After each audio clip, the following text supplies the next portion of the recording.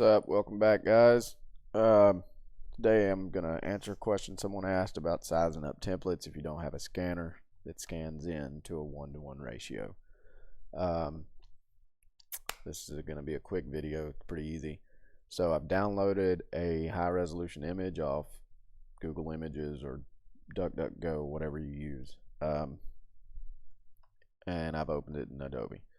So what I normally do is I measure everything in millimeters simply because it's to me it's easier to work with when you're working with smaller parts. So what I do is I go into Adobe View, Rulers, Show Rulers. That gives you these little drop boxes here. And I will measure my hard points of the gun. So this would be considered a hard point because I'd want my template to go from this corner to this corner to that sharp line right there.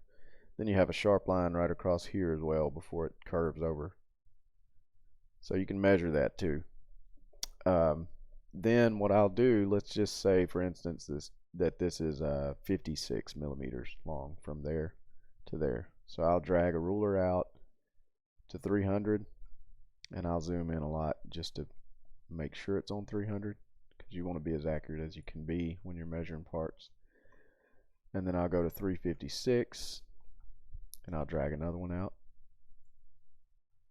This is much easier if you just get a scanner that scans in, but if you don't have one, can't afford one, whatever, this is a way that'll work.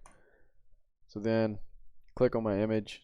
You've got your ruler set to the size that you've measured on the actual part. Grab a corner while holding left click, hold shift, and then downsize your image, and that'll keep it proportionate as you downsize it. And then you just got to make it match up in here.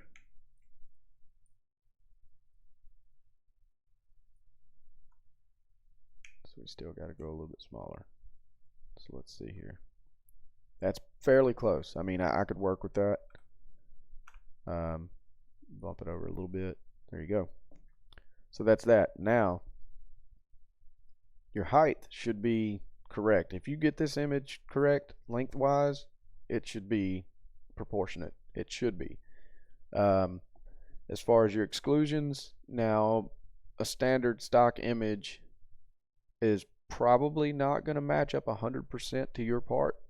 So what I would do is measure from your breaking point back here, which like I said is that hard line. And if you get your template lined up perfectly with it or really close, it'll be fine, it'll work.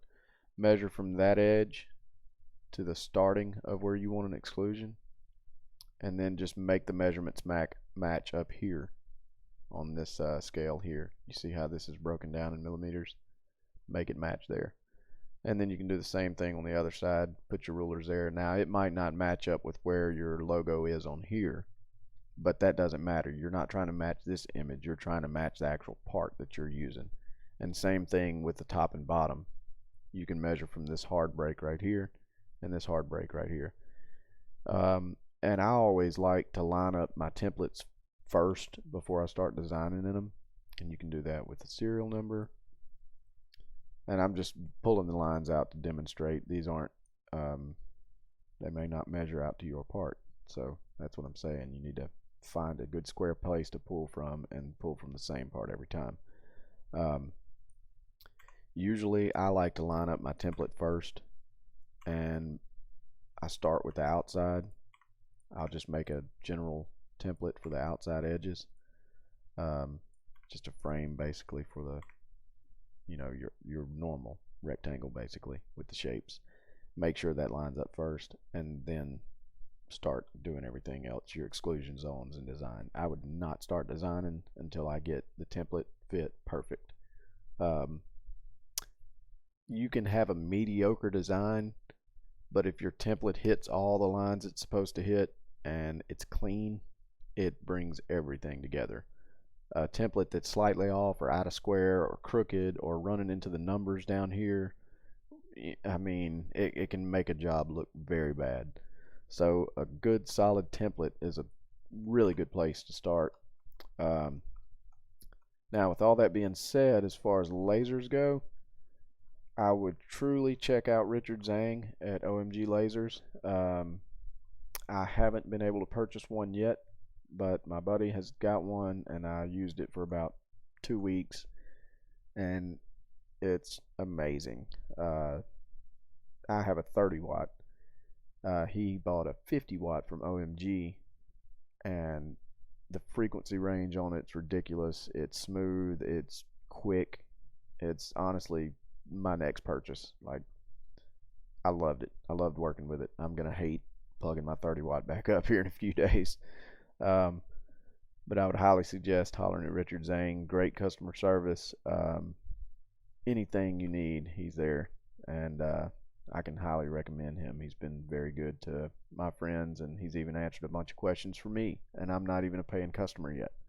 So if you guys get time, get the money up, go holler at Richard Zhang. He'll hook you up with whatever you need.